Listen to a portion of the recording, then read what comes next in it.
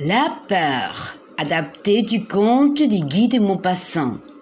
C'était l'hiver dans une forêt du nord-est de la France. Il faisait nuit plus tôt que d'habitude, car ce jour-là, le ciel était très sombre. J'avais pour guide un paysan qui marchait à mon côté par un tout petit chemin sous des arbres qui criaient sous le feu du vent. Entre les branches, je voyais courir des nuages qui semblaient fuir devant une épouvante. Nous devions dîner et coucher chez un garde forestier dont la maison n'était plus loin. J'allais là pour chasser. Mon guide parfois levait les yeux et disait « Triste temps ». Puis il me parlait des gens chez qui nous arrivions. Le père a tué un braconnier il y a 2 ans, et depuis ce temps, il semblait triste et sombre comme hanté d'un souvenir. Ses 2 fils, mariés, vivaient avec lui. La nuit était profonde. Je ne voyais rien devant moi, ni autour de moi. J'ai enfin aperçu une lumière et bientôt mon compagnon frappait à la porte. Des cris aigus de faim nous ont répondu. Puis une voix d'homme a demandé « Qui va là ?» Mon guide s'est nommé. Puis nous sommes entrés.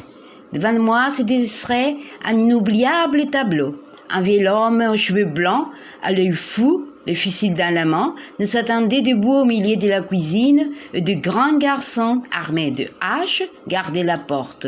Je pouvais distinguer dans un coin sombre 2 femmes à genoux, les visages cachés contre le mur.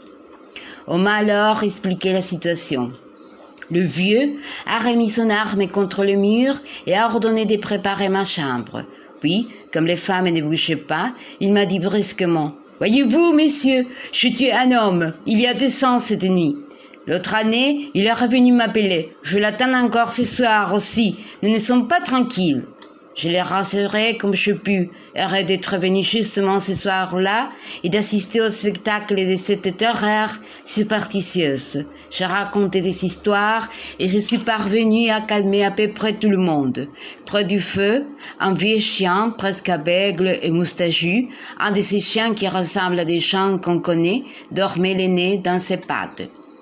Au dehors, la tempête battait la petite maison. Je voyais à travers les fenêtres tous les arbres bousculés par le vent, éclairés par des grands éclairs.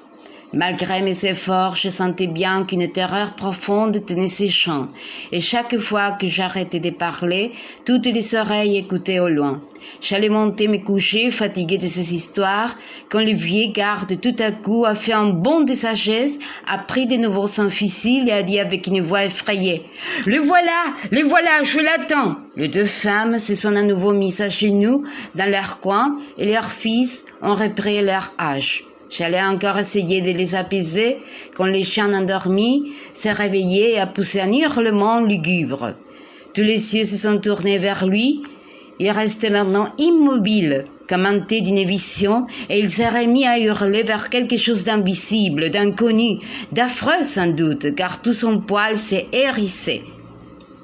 Les gardes blancs criaient « Il est sang, il était là quand je l'ai tué !» Et les 2 femmes se sont mises tous les 2 à hurler avec les chiens. J'avais maintenant des frissons. Pendant 1 heure, les chiens a hurlé sans bouger, la peur, l'épouvantable peur entra en moi. La peur de quoi? Le sujet? C'était la peur, voilà tout.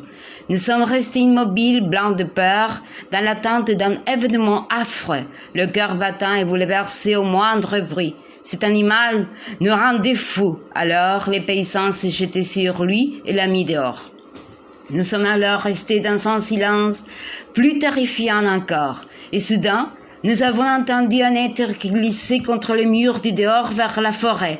Il est passé ensuite contre la porte. Il semblait chercher quelque chose. Puis, on n'a plus rien entendu pendant 2 minutes environ et nous étions alors paralysés par la peur. Puis, il est revenu, il est gratté à la porte et soudain, une tête est apparue contre la vitre, une tête blanche avec des yeux lumineux comme ceux des fauves. Et un son est sorti de sa bouche, un son indistinct, un murmure plaintif. On a alors entendu un bruit formidable dans la cuisine. Le vieux garde avait tiré. Et je vous jure qu'au bruit du coup difficile que je n'attendais pas, j'ai eu une telle angoisse du cœur, de l'âme et du corps que je me suis sentie mourir de peur. Nous sommes restés là jusqu'au matin, incapables de bouger, de dire un mot. Quand on a enfin ouvert la porte, on avait découvert le chien mort, une balle dans sa tête. Cette nuit-là, pourtant, il n'y avait en réalité aucun danger. Mais j'ai préféré commencer toutes les heures où j'ai affronté les plus terribles dangers que la seule minute du coup difficile.